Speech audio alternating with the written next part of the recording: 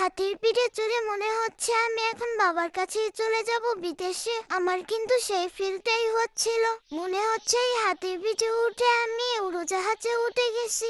অনেক চেষ্টার পরে কিন্তু এই হাতির পিঠে উঠতে পেরেছি। তো হ্যালো এভরিওয়ান, আমি তোমাদের দুষ্টু বুড়ি, ওয়েলকাম টু মাই পেজ। 2 দিন ধরে কিন্তু তেমন একটা বাইরে বের হইনি, তাই মাকে বলছিলাম আমাকে ঘুরতে নিয়ে যাও। বলছে এলাকার ভিতরে তো তোমাকে অনেক জায়গায় ঘুরতে নিয়ে গেছি, আজকে না হয় একটু দূরে ঘুরতে নিয়ে যাই। আমিও জিজ্ঞাসা করে বললাম যে আমায় কোথায় নিয়ে যাবে। মা বলল তোমাকে কক্সবাজারে নিয়ে যাব।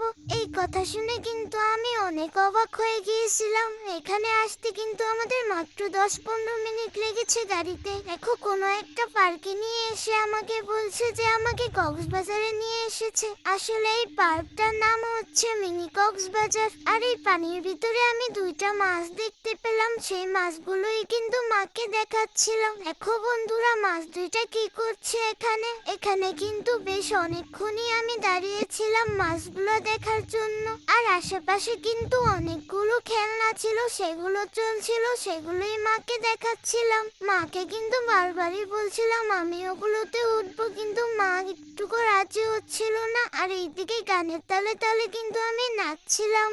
মা কিন্তু আমাকে নিয়ে অনেক ভয় পায়। আমি এটা দেখিয়ে দিলাম, দেখো আমি এটাতে উঠবো। মা বলে তুমি এখনো অনেক ছোট, তুমি এটাতে উঠে বসে থাকতে পারবে না ধরে, আমি নাকি পড়ে যাব। তোমরাই বলো আমি কি এতটাও ছোট নাকি? এখন তো অনেক কিছুই বুঝি আমি। আমার মা আমাকে যতটা ছোট মনে করে, আমি কিন্তু এখন ততটাও ছোট না। এখানে কিন্তু আমরা অনেক জলদি এসে পড়েছি, তাই খুব মানুষ কম ছিল।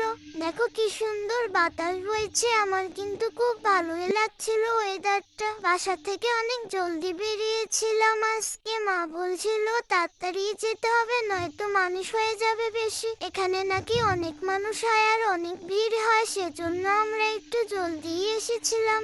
আলহামদুলিল্লাহ জলদি এসে কিন্তু খুব ভালোভাবেই ঘুরতে পারছি আর সবকিছু উপভোগ করতে পারছি। তেমন কিন্তু মানুষ ছিল না। আর এই দেখো এখানে চুড়ি বিক্রি করছিল, আমরা সেটাই দেখতে চলে এসেছি। আমি এই চুড়িগুলো ধরে ধরে দেখছিলাম, কিন্তু এই আন্টিটা আমাকে ধরতে দেয়নি। তাই মা বলছিল এখানে আর দাঁড়ানোর দরকার নেই, আমরা কিছু কিনবো না তার থেকে, কারণ তার ব্যবহার আমার মায়ের একটুকু পছন্দ হয়নি। তাই আমরা আর এক মুহূর্ত সেখানে দাঁড়াইনি। আর এখানকার জায়গাটাও কিন্তু বেশ ভালোই ছিল। এই মেলাটা হচ্ছে বিশাল মেলা, কয়েকটা ধাপে ধাপে কিন্তু অনেক রকমের খেলনা বসিয়েছে তারা। আমি শুধু সবার খেলাই দেখছিলাম, কিন্তু আমি চড়তে পারছিলাম না, কারণ আমার মা ভয় পাচ্ছিল। দেখো এখানে হাঁসগুলো পানির ভিতরে চলছিল, এটাতে কিন্তু আমি চাইলে উঠতে পারতাম, এটা খুব আস্তে আস্তে চলছিল, কিন্তু মা আমাকে এটাতেও চড়তে দিচ্ছিল না, নিচে পানি ছিল। তাই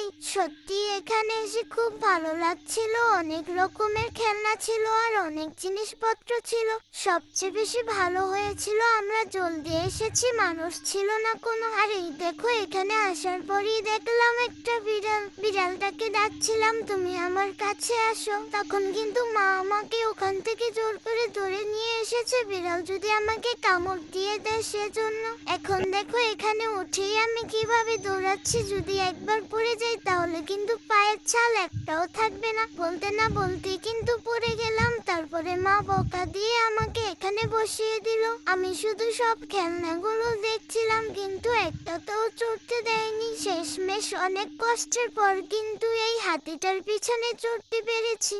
আর দেখো এই বাচ্চা ছেলেটা, যেখানে ও নিজেরই খেলার বয়স, সেখানেও আমাদেরকে আনন্দ দিচ্ছে। পৃথিবীতে কত রকমের মানুষ আছে, ওর নিজেরই তো এখনো খেলার বয়স শেষ হয়নি, আর ও এখন ওর দায়িত্ব পালন করছে। দেখো পাখির ঘরগুলো কত সুন্দর। আমি এখানে দাঁড়িয়ে দাঁড়িয়ে এই পাখিগুলোকে দেখছিলাম। অনেক ঘোরাঘুরির পর, দৌড়াদৌড়ির পর কিন্তু আমরা চলে এসেছি এখানে ফুচকা খাবার জন্য।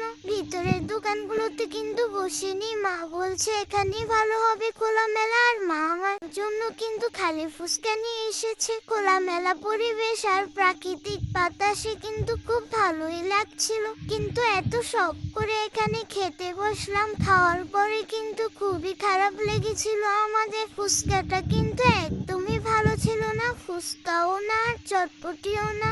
দুটোই খুব বাজে ছিল। এখানে আসলে তো আর এই দোকানে কখনোই খাবো না। আর আজকের ব্লগটা কিন্তু এখানেই শেষ। দেখা হবে অন্য কোনো ব্লগে। তোমরা সবাই ভালো থাকবে, সুস্থ থাকবে। আল্লাহ হাফেজ।